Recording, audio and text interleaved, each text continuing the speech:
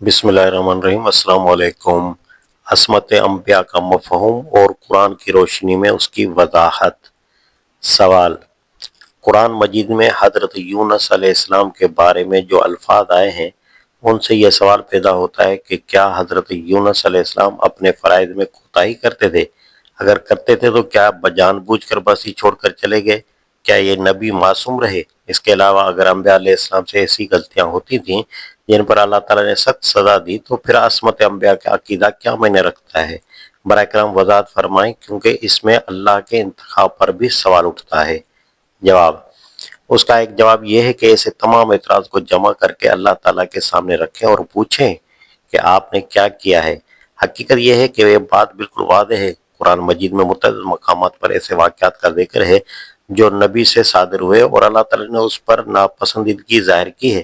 مثلا حضرت نوح علیہ السلام کا اپنے بیٹے کو ڈوبتے دیکھ کر اللہ تعالیٰ سے درخواست کرنا کہ اس کو بچا لیا جائے۔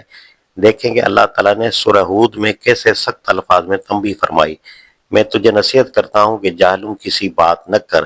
سورہ ہود آیت نمبر 45۔ اسی طرح حضرت آدم علیہ السلام کے بارے میں فرمایا کہ انہوں نے نافرمانی کی اور بہک گئے۔ اسی طرح حضرت داؤد اور حضرت یونس کے بارے میں بھی قرآن مجید میں الفاظ آئے ہیں۔ یہ سوال اٹھتا ہے کہ کیا اللہ تعالیٰ کو یہ معلوم نہیں تھا کہ نبی سے ایسا عمل ہوگا؟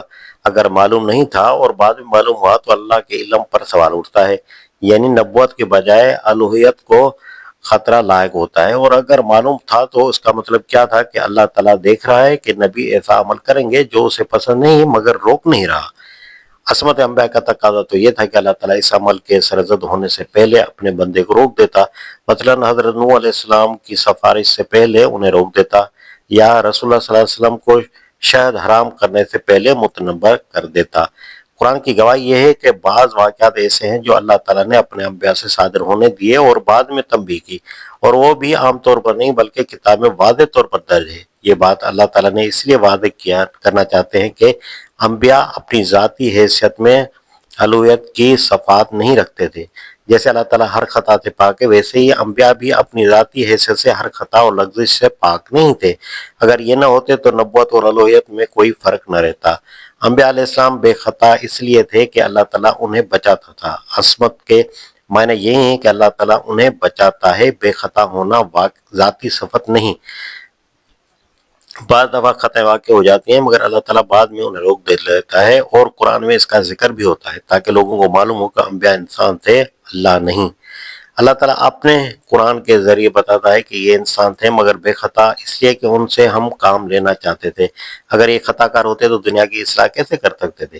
لہذا عصمت کا مطلب بچانا ہے، بے خطا ہونا نہیں۔ اگر کوئی دوسرا تفسیر پیش کر سکتا ہے جو زیادہ معقول ہو تو میں اس کے لیے ہر وقت تیار ہوں۔ میری سمجھ کے مطابق یہی بات ہے۔ میں آپ کو دعوت دیتا ہوں کہ غور کریں کہ ایسی سوچ سے جو خود اللہ تعالیٰ پر کتنا سخت الزام آتا ہے۔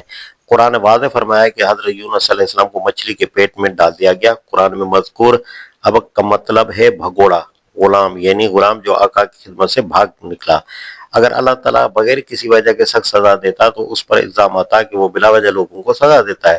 اس لیے عصمت انبیاء کے معنی اللہ تعالیٰ کی ان آیات کی روشنی میں غور کریں۔ دوسری بات یہ ہے کہ عصمت انبیاء کا عقیدہ آپ نے خود بنایا یا قرآن و حدیث کی بنیاد پر لیا ہے؟ اگر خود بنایا ہے تو آپ ذمہ دار ہیں۔ اگر قرآن و حدیث سے ماخوذ ہے تو پھر اسے تمام آیات و احادیث کے مطابق ہونا چاہیے، نہ کہ ان کے متصادم۔ اگر آپ کسی عقیدے کو آیات الہی کے خلاف بنا رہے ہیں تو آپ کا عقیدہ قابل ترمیم ہے، نہ کہ آیات۔